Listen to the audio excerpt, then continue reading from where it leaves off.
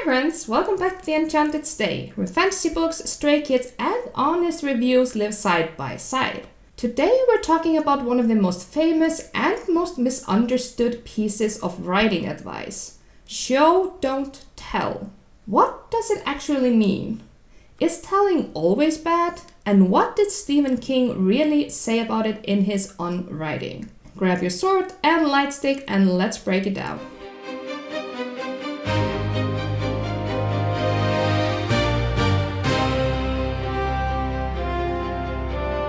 What is telling? Telling is when you directly explain emotion, description, or information to the reader. Here are some examples. He was angry. She felt nervous. The room was creepy.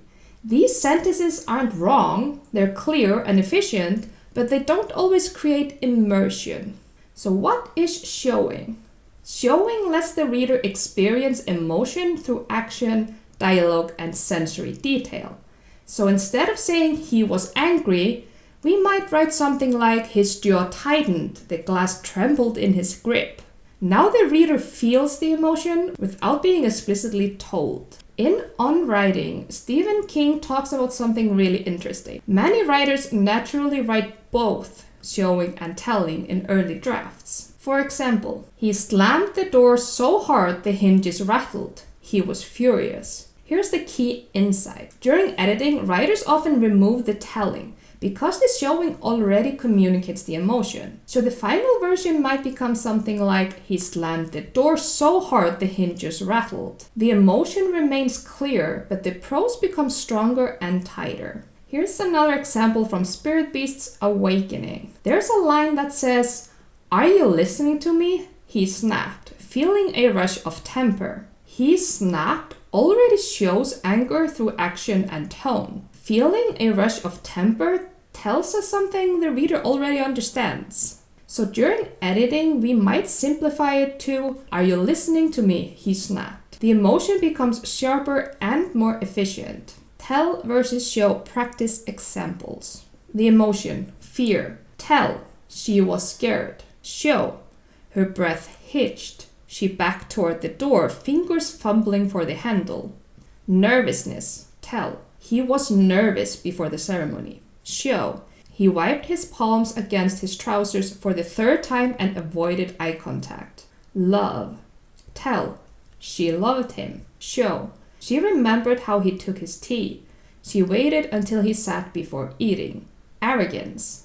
Tell, he was arrogant. Show, he didn't stand when they entered. "You're late," he said, though they weren't.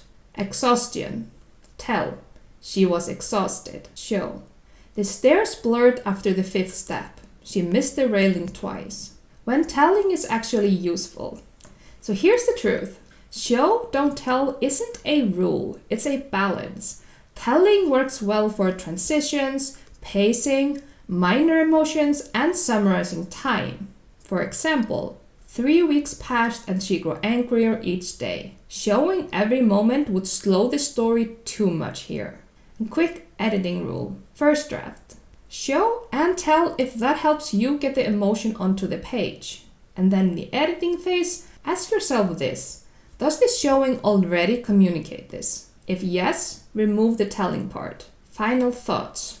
Showing creates immersion, while telling creates clarity. Great writing comes from knowing when to use both and when to cut what you no longer need. So let me know in the comments, do you tend to overwrite or underwrite during first drafts? And if you enjoy fantasy writing discussions, world building tips, and a little Stray Kids coded chaos on the side, don't forget to like, subscribe, and join the Enchanted Stay. Until next time, stay chaotic, stay magical, stay.